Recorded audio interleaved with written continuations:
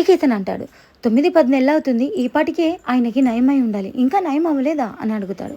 ఏమో తెలియదన్నయ్య, నాకైతే ఏం అర్థం కావడం లేదు, బహుశా డాక్టర్ సరిగా గుర్తించట్లేదేమో, ఆయన మా ఫ్యామిలీ డాక్టర్ అని చెప్తుంది. ఇక ఇతను అడుగుతాడు, ఆ రిపోర్ట్స్ని నాకు చూపిస్తావా, నేను కూడా ఎముకల డాక్టర్నే కదా, నీకేమైనా హెల్ప్ అవుతానేమో అంటాడు. చూపిస్తాను, వెయిట్ చేయ అంటూ ఆమె లోపలికి వెళ్తుంది. కాసేపటి తర్వాత రిపోర్ట్స్ ని తీసుకొచ్చి అతనికి ఇస్తుంది. అతను అన్నిటిని బాగా పరిశీలిస్తాడు. ఇంకా ఈ రిపోర్ట్స్ లో అయితే అతనికి ఏ ప్రాబ్లం లేదని, అంత సరిగ్గానే ఉందని, ఫ్రాక్చరే లేదని ఆ చెల్లితో చెప్తాడు. ఇక తను వాడే మెడిసిన్ ని కూడా చూసి, ఇవి ఫ్రాక్చర్ కి సంబంధించినవి కాదు, ఇవి మల్టీవిటమిన్ టాబ్లెట్స్ అని చెప్తాడు.